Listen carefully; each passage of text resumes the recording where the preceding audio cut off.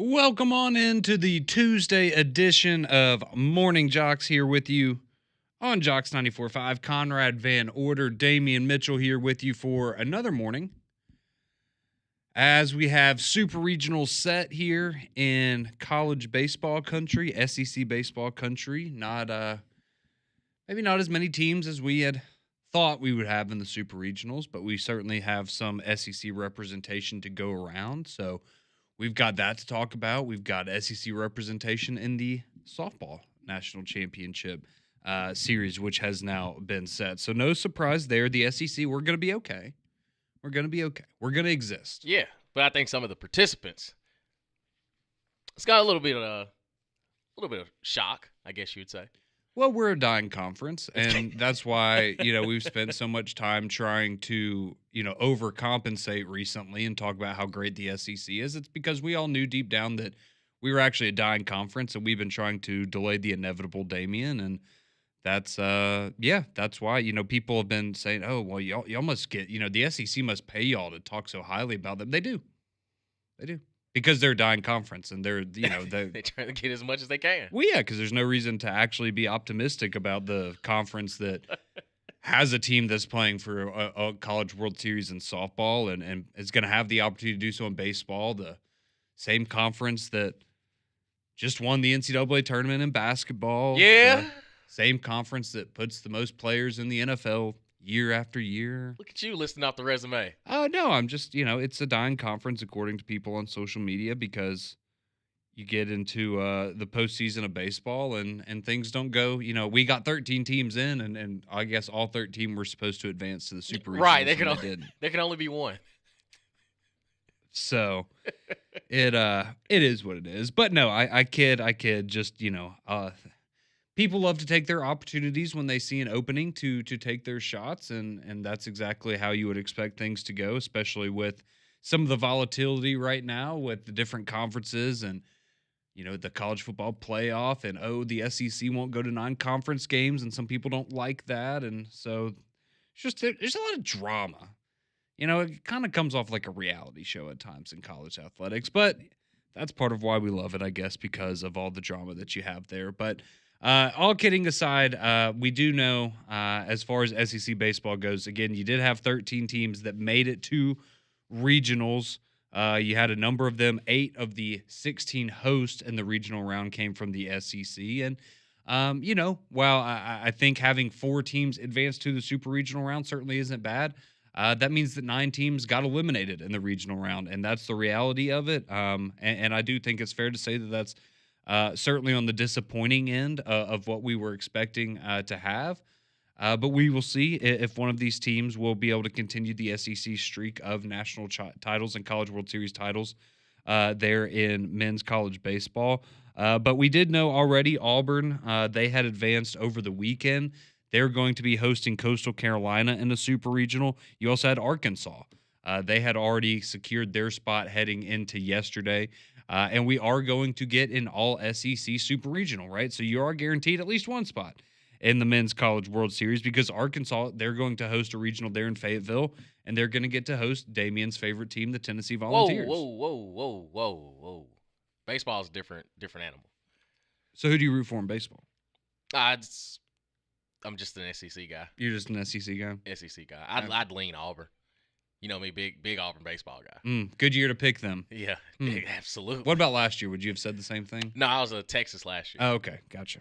Just making sure. I was Texas, and no, I was Tennessee last year. Oh, you were Tennessee. Yeah, the year started running together as you get older. All right. Well, you're just used to Tennessee winning so many things now that it's hard for you to keep up because you're such a diehard fan. Absolutely. So Arkansas, they're going to host Tennessee there. That's going to be one of your super regionals, but you did have 4 teams in play last night with an opportunity to clinch their spot in the super regionals as well. As I mentioned, Tennessee, they took down Wake Forest 11-5 yesterday. A little bit of controversy in that one if you're a professional lip reader, but we will leave that for social media. If you know what I'm talking about, then you know. Otherwise, go find out. Sorry, I don't know. Don't really know what else to tell you there. Yeah, it ain't a clean way to. Let's just say you might, if you see a statement from Wake Forest baseball today, just Saying I told you so. They have to take the high road. But I will say quickly on that situation, if that is what he said, that's totally not cool. Don't think that there's room for that in the sport. But if that is what actually happened, to then go up there and just hit a nuke to right center field off of the pitcher and just absolutely tee off on a home run, that was pretty badass. Can't lie. Sometimes Yeah. it just works out, right? Yeah. So that's so that was a situation there. But Tennessee, they knock off Wake Forest 11-5. So they have now advanced to the Super Regionals for the 5th year in a row, which that's an absolutely remarkable accomplishment. Of course, they are the defending national champions as well. Unfortunately, you did have a couple of teams that weren't on the winning end of things last night. You had Ole Miss in a great game against Murray State. Murray State advances 12-11, but you had Ole Miss. They hit a 3-run bomb late to make it a 1-run game in the 8th inning. You thought, okay, maybe the Magic's going to come back for Ole Miss, as we saw a couple years ago on their magical run to a national title. Unfortunately, they come up just short in the 9th inning on a line drive to center field. That was all that she wrote. And Murray State knocked out the Ole Miss Rebels there in Oxford. So Murray State advances on with a 12-11 win. The first game you actually had yesterday was a blowout as Oklahoma was taking on North Carolina. And North Carolina, they just smacked them around, honestly. It was 14-4 there. So North Carolina, they advance. Oklahoma going home. So going into about midnight, you had 3 games that had been decided. You had one that was still going on. So Tennessee advanced to the Super Regionals. Ole Miss, Oklahoma finding themselves on the losing end of their matchups. But then you had LSU, who was taking on little old Little Rock. And we talked about it yesterday. So going into the game on Sunday night, LSU had been a 7.5 run favorite. 7.5 runs, a favorite. Yeah. In a baseball game. And that's if ever there's an equivalent to football, that's like 28-30. Like it's a comfortable Yeah, that's margin. a massive, absolutely massive spread. And so, of course, Little Rock won the game, right? Yep. Because that's just the way that it goes. And so last night you had LSU, and they were going up against Little Rock again, and it looked like it was going to go the same way for a while because Little Rock got up to a 5-1 lead early in this game in the 2nd inning. And then LSU, though, they were slowly able to chip away. They were able to get back to a 6-5 lead at one point. And then they hit a couple home runs late in the ball game to solidify it. So they win 10-6. LSU, they are heading to a Super Regional. So they're headed to their 17th Super Regional in school history. So, again, if you're keeping score at home, Auburn, Arkansas, LSU, and Tennessee are the 4 SEC teams that are still alive as it stands today. And these are going to be your matchups. I already told you Auburn's going to host Coastal Carolina. Arkansas is going to host Tennessee. LSU, they're going to host West Virginia. Louisville is going to host Miami. Oregon State is going to host FSU. North Carolina will host Arizona. UCLA is going to host UTSA.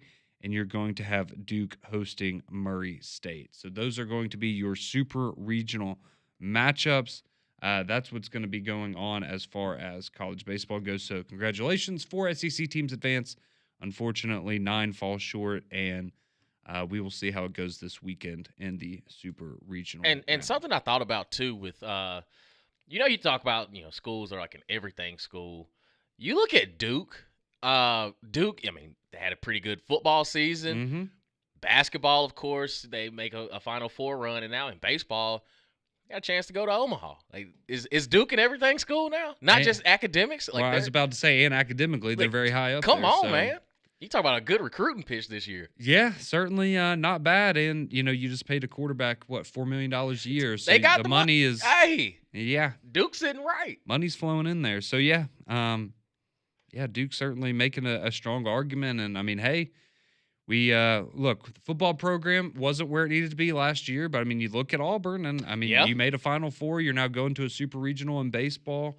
I know softball didn't quite, make it as far as they were hoping their season would, but they still had a nice season as well. So things, golf's going very well for Auburn. So I didn't know that, but yeah, there we go. Moving on up. Oh, come on, you got it. They are in every. You got to lock in on the Auburn golf, Damien. What are you doing? That's my apologies. I have to pound the tape. I just heard they're doing good. I just took someone's word for it. I got you. I'm sure they are. I'll take your word for it. Tennessee, they've been a everything school for at least since 2022. Well, yeah.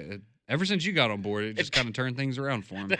I was the battery in their back. I was the charge they needed. That's right. And for that, they thank you. Appreciate it. But speaking of Damien's favorite school, the Tennessee Volunteers, while they did advance to a super regional for the 5th straight year in baseball, they were also in action in a little bit of SEC softball yesterday, as you had the semifinal rounds of the Women's College World Series. So you had 2 games where if we were potentially going to go to a winner-take-all Game 3 situation today, but we avoided both of those. And so the first game you had yesterday morning was Texas and Tennessee. Texas shuts out the Vols 2-0. So Texas advances to the Women's College World Series finals for the 3rd time in the last 4 years. They've never won a championship, but this will be their 3rd trip, their 3rd opportunity in the last 4 years. And the reason that they haven't won a title is because they ran up against Oklahoma the previous 2 years, and they lost both of those matchups. Oklahoma, the 4-time defending champions, what we're trying to become here in Birmingham with the Stallions. The 4-time defending champion Oklahoma Sooners, they needed to win 2 games against Texas Tech to find themselves back in the championship series, and they come up just short as Texas Tech hits a walk-off sacrifice fly last night, or yesterday afternoon, as they advance 3-2. So Texas Tech knocks out Oklahoma, the 4-time defending champs. And we are going to have Texas Tech versus Texas starting tomorrow. That will be your championship series. You have Game 1 Wednesday, Game 2 Thursday, Game 3, if necessary, on Friday. Texas Tech has never made it this far before, so their first trip to the finals, Texas going for the 3rd time in the last 4 years, and we'll see if they can bring it home for the SEC. You think Patrick Mahomes will show up to the Probably so. Yeah. But congratulations, the old Big 12 matchup. But now the Texas in the SEC, they represent well. Well, this just goes to show. Texas Tech, they win in Canada. Their pitcher, that they went out and spent $1 million in the transfer portal to bring her over, and now you see that they're going to the championship series for the first time out. That's you getting it. As far as NIL investments go, I would say this is one of the ones that has that ROI is looking pretty good right now. So, that's very cool for the Red Raiders, though. They will take on Texas tomorrow in the Women's College World Series on the softball front there. So that's what's going on as far as your super regional matchups in college baseball. Your championship series coming up in college softball now is that set between Texas and Texas Tech. We have people already texting in claiming that Damien is actually an Auburn fan, whoa. which he has admitted to before. Whoa. Let's simmer down, y'all. It's Tuesday, June the 3rd. I don't see a lie though. That's the only... Listen.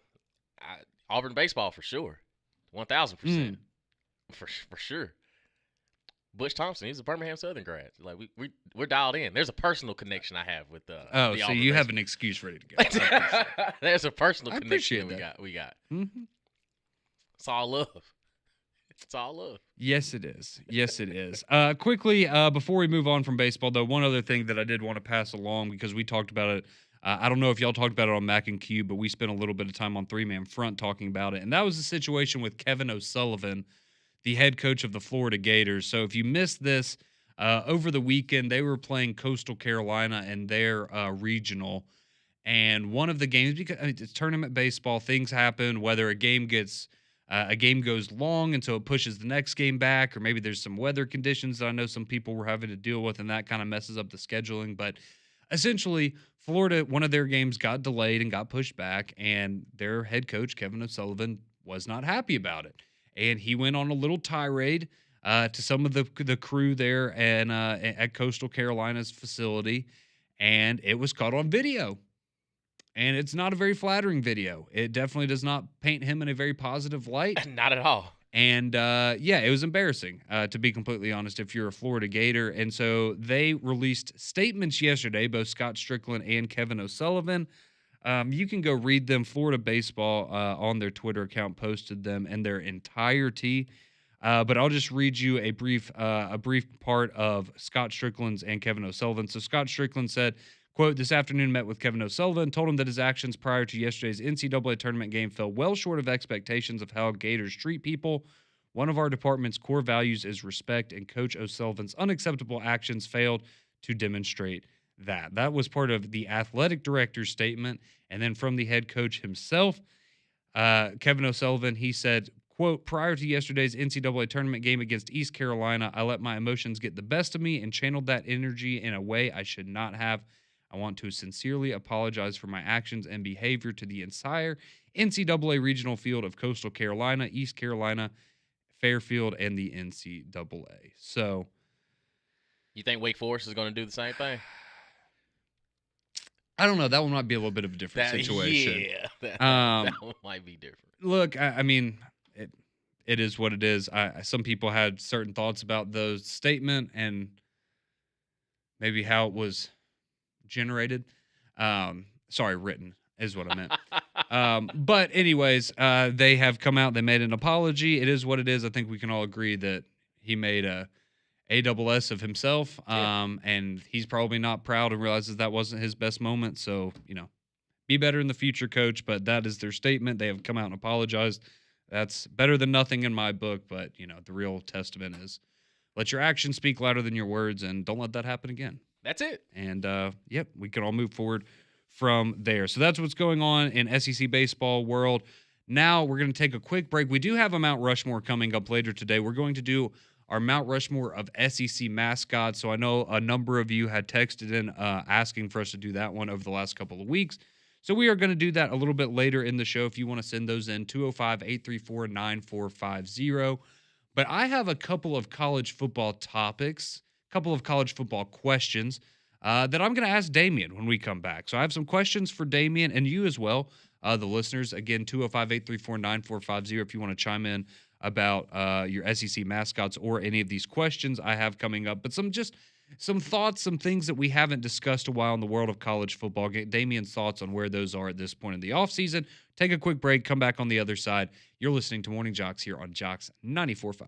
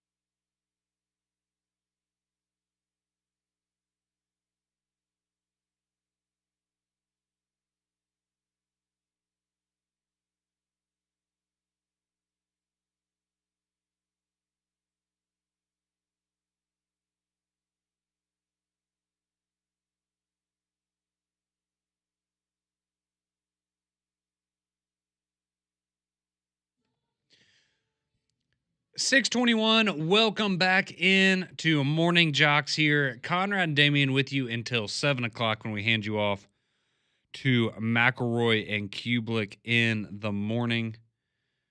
Got some college football questions for Damien and for you as well, the listener, that I have been thinking about, and just some things that have come out of the last few days, and wanted to get y'all's opinion on them. We are also going to do our next Mount Rushmore. We're going to do SEC mascots coming up here in just a little bit, so some of you starting to send those in now, and you can continue to do so. 205-834-9450 is how you get on the courtesy GMC text line.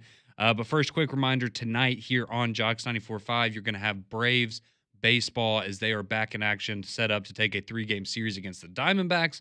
First pitch going to be 6:15 tonight following Paul Feinbaum on JOX 94.5. Spencer Strider back on the bump for the Braves. So I know that's probably as much as even the Braves fans want to talk about Braves baseball right now. But hey, shout out to the Colorado Rockies yesterday. They did. They got a win. They're in double digits now. Yep, they got their 10th win.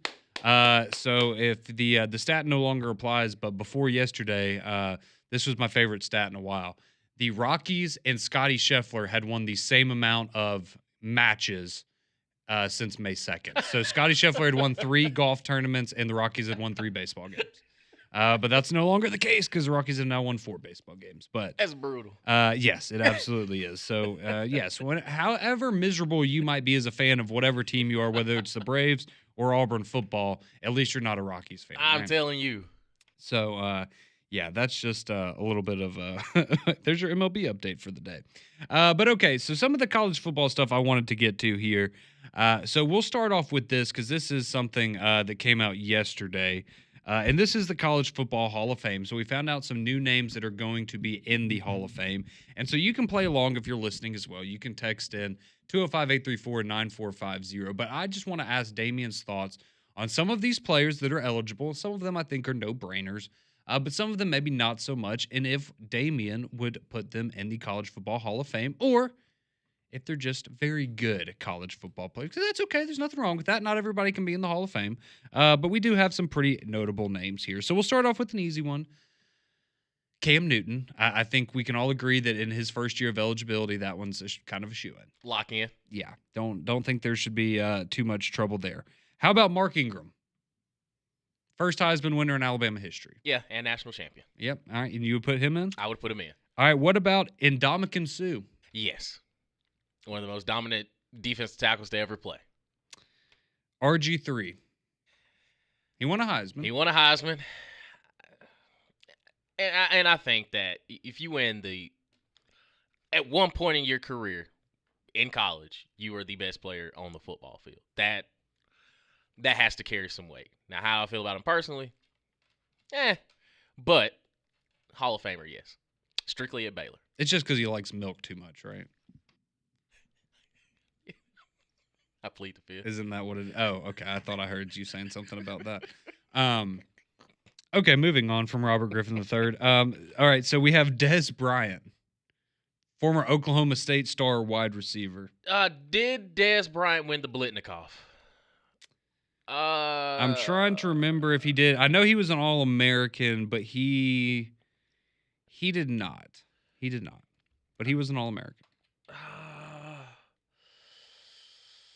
Let me look at his numbers first because he had. All right, I'll go ahead and tell you. So in 2007, he had 43 catches for 622 yards and 6 touchdowns. In 2008, he had 87 catches for 1,480 yards and 19 touchdowns. I'm gonna say no. He had one really good year, right? And that was it. I'm going to say no. Okay. What about Josh Heupel? Yes. As a player. Yes. Former Oklahoma quarterback. Absolutely. Okay. He won a national championship. Exactly. And he's going to be in there in the Coaches Hall of Fame as well. What about Marshawn Lynch from his days at Cal, driving the golf cart? Okay, me personally, I don't really remember him from college. So we're looking at didn't do a whole lot had okay as a freshman, had 600 rushing yards, but he had 1,250 as a sophomore, 1,350 as a junior, 29 career touchdowns. Maybe I don't think he'll probably. I don't think he gets in first ballot. But I think his name carries so much weight of just how popular he is, just as a figure, that he's starting to. He'll probably be in that like folklore category where people, if you saw him in college, you're like, you thought he'd be pretty good. I mean, he's a first round pick too, in the NFL. But I remember mostly from his NFL days. I'd say he eventually get in. I don't know if he gets in first ballot. So somebody that I know, we were very young when he was playing, but he was still around kind of during our time. I wonder what your thoughts are, if you have any, on Ryan Leaf, because as we know, again, one of those guys, he was in the same draft as Peyton Manning. He was the bust. Peyton Manning ended up being one of the greatest players of all time, but had himself a nice career at Washington State, threw for almost 4,000 yards, 34 touchdowns his final season. Was a very good player in college. He's a first-team All-American.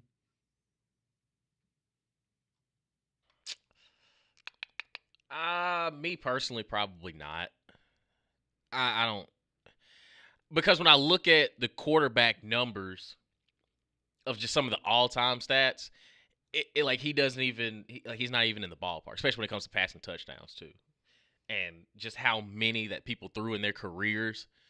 Because you got to take the whole career in totality. But I mean, he had Washington State in the Rose Bowl, so I think that if this is a Washington State Ring of Honor, yeah, but Hall of Fame, no. I kind of go to the Skip Bayless route when it comes to Hall of Fame. If you have to ask, then I don't think you're a Hall of Fame. You're probably not a Hall of Famer. That's fair. All right, so that's some of the players that are going to be up for it. Again, a lot of the ones that we immediately just kind of knew. You're saying are surefire Hall of Famers. How about a couple of coaches though? All right, you got Chris Peterson, so the former Boise State and Washington coach, took Washington to the playoff. Had Boise State. He was the coach when they did the Statue of Liberty against Oklahoma. Yeah, he's a Hall of Famer. I think Chris Peterson has a strong argument for maybe being the most underrated college football coach of all time. I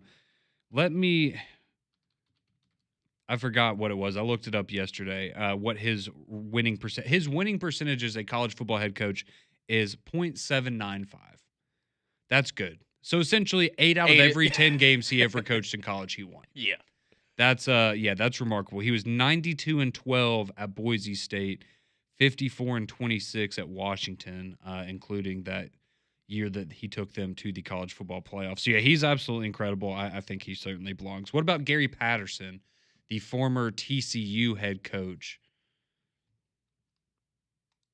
Just for you personally, just based on what you remember about TCU when we were growing up, they were a very prominent program. Yeah. They were them and Boise State.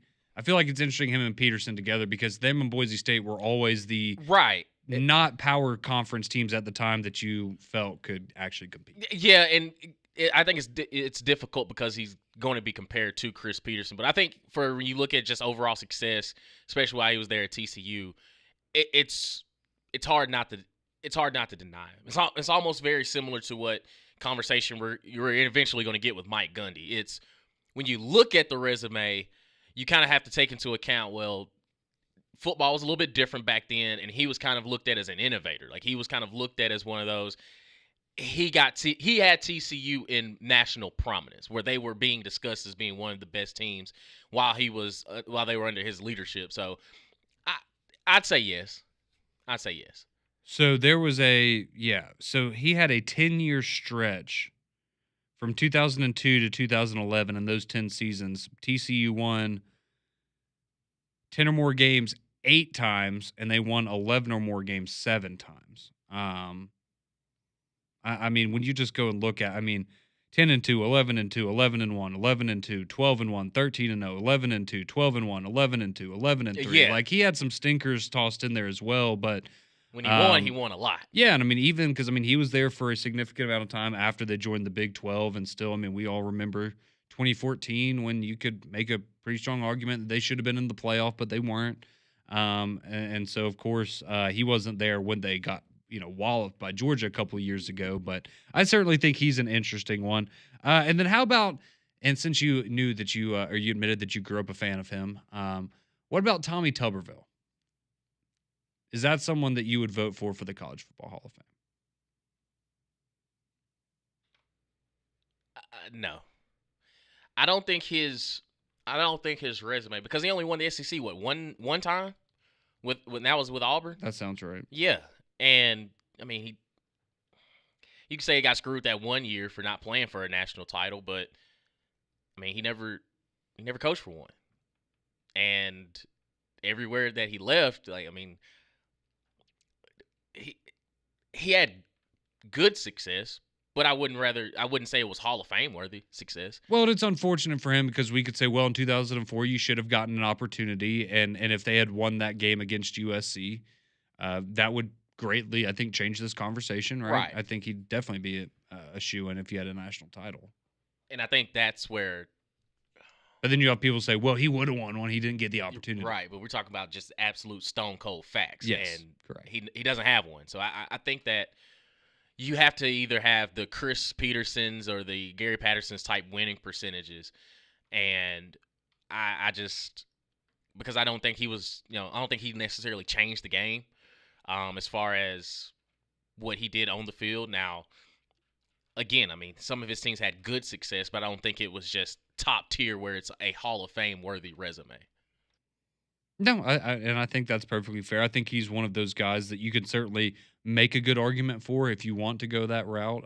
But you can also see where maybe he wouldn't be. I guess at least a shoe-in for sure for the Hall of Fame. So yeah, that was just something coming out with the Hall of Fame that I thought was interesting. Wanted to get Damien's thoughts on if he would include them, or if these are people that he would vote for. And let's see, we have somebody chiming in. They just said, yeah, no one was going to beat USC back in 2004. No, yeah. Okay, I wasn't going to go there, but yes, that is also the other belief that everyone that's not an Auburn fan has of, okay, they might have done you a favor by not having to play that game, honestly, because they were.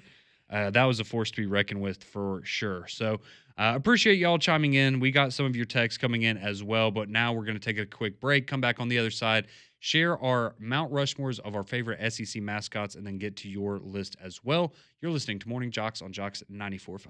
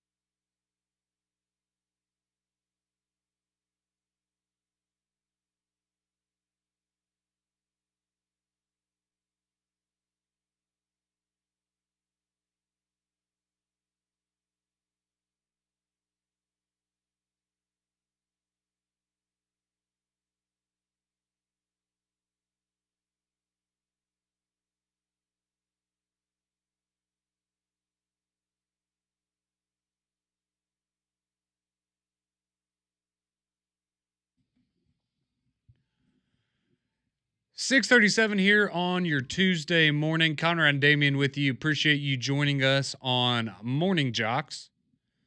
McElroy and Kublik in the morning coming up from 7 to 10. Then three-man front out at Social Taco in Homewood from 10 to 2. Of course, Paul Feinbaum show from 2 to 6. And then Braves and Diamondbacks. First pitch tonight expected to be at 6:15. All right, without further ado, it's time for us to do our daily Mount Rushmore exercise here on the show. And today we are going to do a widely requested one from many of you over the last couple of weeks, and that would be mascots in the Southeastern Conference. So let's get it underway, Damien. And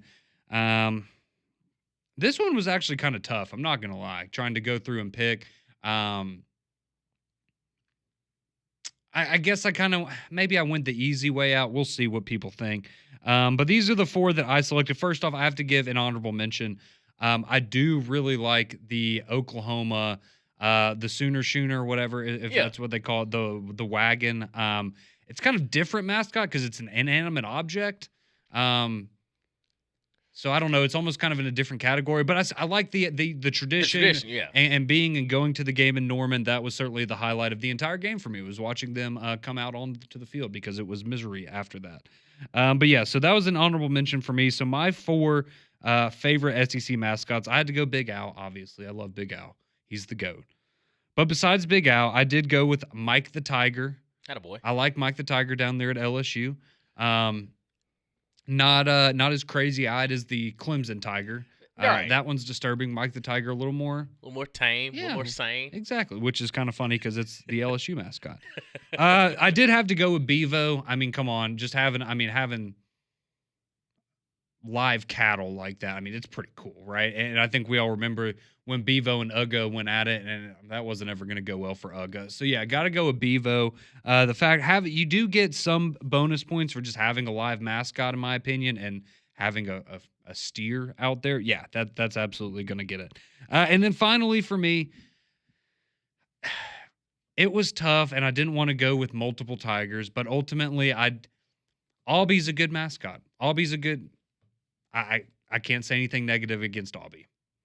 If you wanted to include the eagle in there instead, I could totally understand that. The eagle flight is very cool. But if we're just going with the mascots, I think you can't really hate on Albie. So mine were Big Al, Mike the Tiger at LSU, Albie the Tiger, and then Bevo from Texas. Those are my four mascots, Damien. Who are yours? It's very similar. I actually have Mike the Tiger in my honorable mention. Okay. And I didn't think of Oklahoma. I didn't think of the wagon until you said it. And I was like, okay, well, that makes a lot of sense, because again, it is their mascot. Technically, it's just right. It's just not an object. It's an object. Number one for me, I have Albie. I think Albie is one of the more entertaining mascots. Mm-hmm. I mean, he changes suits throughout the game. Like, he's always interactive. And I think a mascot national champion, hadn't they put that banner up a couple years ago? Sure. I think I haven't really seen the tape on that one, but I heard that he was a national champion in that. Number two, I have Big Al, as well as me and you both big Alabama fans. I have Bevo as number three. Like you said, if you have an actual live Longhorn out there, and like you said, Uga, be glad he wasn't 2 centimeters to the left, and it could have been probably have to postpone that game. Yeah, it would have been a lot worse. Yeah, but I have Uga as my number 4 Mount Rushmore as well. Okay. Yeah. See, I think we're going to get a lot of people chiming in with Uga. We got a lot of people. Yeah. Someone said Brandon chimes in. He says Albie has multiple natties. Let's go. More than any other mascot. See, I was talking about Auburn golf earlier. I should have been talking about their mascots. Absolutely killing the game over here. So a bunch of you, all right, your lists are starting to flood in now at 205-834-9450. So those are my list, or mine and Damien's list there for our favorite SEC mascots. Y'all seem to have a lot of opinions on this, actually. Seems like we might have some disagreements going on in the text line. But we're going to take our last break, come back on the other side, and get to your reaction. The final few minutes of the show dedicated to you, the listeners, at 205-834-9450. Tell us your favorite SEC mascots. You're listening to JOX 94.5.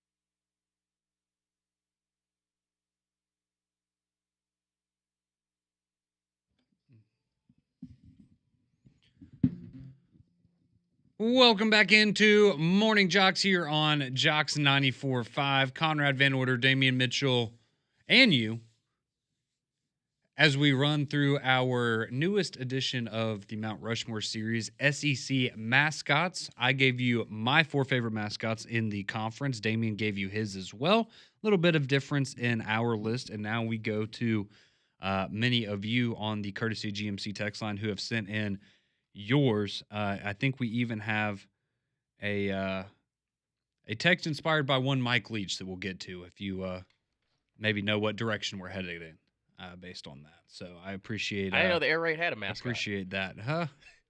Oh yeah, just be an airplane. Be nice and easy there. All right, so we'll start at the top here and go through some of these. So let's see. We have someone who chimes in. They go, first off, I'm a dog lover, so my favorite mascots. He's going Smokey. Surprised Damian didn't have Smokey on his list. No. Sorry, he's I not. I think of stuff on the field when I think of Tennessee. Yeah. All right, so we've got Smokey, the Tennessee mascot. You've got Uga for the Georgia Bulldogs. He goes Mr. Commodore as well. And then, I'm sorry, I don't know how you pronounce it, Texas A&M. Is it Reveal? They're the Border Collie. I don't know. I don't know how you pronounce it. But their mascot, the Border Collie there, which, I mean, it's Texas A&M, but Border Collies are beautiful dogs, so I can't, and I love dogs, so I can't knock them for that one. But appreciate you sending in those. Let's see. Someone from Arkansas says, if we can pull Jordan Hudson into the SEC to be a mascot, I would go her, Big Al, Mike the Tiger, and Aubie. I don't know if she wants to be a mascot. Yeah, that's a wild text message, dog. Yeah. God almighty. Yeah. Can we pull Jordan Hudson to the SEC, ? To be a mascot, ? God almighty. Got double questions in there. What's wrong with these people, man? I think she's happy just being Bill's business. I don't know, whatever she is. Let's see. What is this? All right, we've got somebody sending in pictures of Uga going after an Auburn Tiger, both on the field and and then we get Big Al kicking Aubie in the rear. Appreciate you. Dang, dog. Even to the mascots, the haters. Yeah, apparently so. Michael chimes in. He goes on the topic of Auburn being everything school and Aubie winning national titles. He goes, equestrian and mascots, real animals and fake animals. I guess you have to hang banners for something in Lee County. Don't do them like thank that, you, Michael, man. for don't do them like that. Chiming in there with your thoughts. Oh, and I have the pronunciation. It's Reveille. Reveille. Okay, thank you. That's okay. That makes way more sense. That's actually a pretty name. Okay, I can't, even though it's A&M, I have to respect that. Let's see. Someone chimes in. Bo in Haleyville. He goes, Ole Miss, the national champions of mascot confusion. Yeah, they don't know what their mascot is or what they want their mascot to be. Used to be old Colonel Rip, but yeah, then it was a shark. Yeah, the Land Sharks. Yeah, and now I don't even know what it is at this point. It's like Colonel Land Shark now. Yeah, I guess it's a combination of that. Let's see. And Bo in Haleyville adds, Damian is the definition of a bandwagon fan for almost championship teams, but I have to give him credit. He's not a bandwagon fan for actual championship teams. Yeah, don't want to go full. No. No. You just want to get you want to be in contention. Exactly. But you kind of just we hover around above average. Leaving a little bit for the next year so you can go pick someone Not a else. complete front runner. No. You love a good bronze medal. Love a good bronze medal. All right, Alan in Pell City, he chimes in. He's going Uga, Bevo, Smokey, and Auburn's Eagle. He says anyone that's in a mascot costume is a fraud. Real animals all day. I agree. I mean, I do. I think having the live mascot does benefit you, but the people that put on the costume, I have to respect that. That is some work. No doubt about it. Let's see. Fanboy, he chimes in. He goes, LSU, number 1, they have a real tiger. Number 2, South Carolina, he said the beaks are funny to me. Number 3 for Big Al because of the way he moves his hips. Man, those hips be moving. And then he goes, number 4 would be Florida with the gator. It's like, okay. I like that. Let's see. Joseph chimes in. He's going Uga, Bevo, Mike the Tiger, and the Auburn Eagle. Honorable mentions for him go to Smokey, And I already forgot how we were saying it. Revile? Reveille. I'll get it one day. Reveille. Let's see. Someone says, you must not have seen a bulldog on a farm. They run the cattle all the time. They run the cattle in every bull out there. That's actually how they got the name bulldog. It's for herding bulls. Well, I did not know that. He was off his game when Texas came in there. Well, Sugar Bowl. Uga's a little. Yeah. He's not in game shape. It was a little different for old Bevo. Yeah, he's been living that good life. Let's see. Eric in Adamsville, he says, little known fact, as good as TCU football has been in the 2000s and beyond, they are 1-2 versus UAB all time. Oh, okay. Didn't know that. And it says TCU actually promoted Gary Patterson after Dan Franchione. Okay. Or Dennis Franchione. Okay. Okay. Interesting. Well, he took it and ran with it. Did a good job. Certainly did. John says Tommy Tuberville's only argument for the Hall of Fame would be the 6 straight wins against Alabama. Don't think he's a first ballot kind of guy, but he will eventually get in. Yeah, same like Eli Manning. Okay, I think that's. We'll see about that one. Let's see. We have Cliff who chimes in. He goes, Aubie, Uga, Mike the Tiger, Smokey. Honorable mention for him would be Bevo. Okay. Like that. Bobby, he chimes in. He goes, best mascots, Mike the Tiger, Aubie, Big Al, and Uga. Honorable mentions for all of them except Florida and Missouri. Don't like their mascots. Okay. Missouri's got a cartoon tiger. Like it's not intimidating. It's too friendly. Yeah, that's fair. All right. Don, of course, he's gonna have Aubie at the top of his list. He says the 11-time national champion Aubie. 11 times? Yeah. I didn't know they had that many mascot championship games or championship tournaments. Don doesn't understand the rules of the game because he goes Aubie, Uga, and then Bucky the Badger and the Oregon Duck. They're in the SEC now? Apparently so. Yeah, so that was a conference game when Alabama went up to Madison. Yes, it was. And we will end on this text from Lewis. He goes, in true Mike Leach style, you have a wildcat that would probably take out any chicken or dog that's a pet. Maybe one of the men with single-shot rifles might have a lucky shot, but will probably not take out the wildcat. Now we have tigers that would take out the wildcat or a human. Don't think the boar or cow would take on a tiger. I've seen a jaguar eat a gator, so not sure how that matchup would go, tiger versus gator, but I'm going to take the tiger. Last one is the elephant, and I think the tusk factor and trampling effect would probably win out. So, in true Mike Leach fashion, Big Al would win the mascot battle royale if we were to do that at the SEC, according to Lewis. I love that. That's awesome, Lewis. Appreciate you taking the time to write that up. Appreciate all of you for texting in. We'll be back tomorrow. More SEC baseball, more SEC softball, Birmingham Stallions, and more macaroni.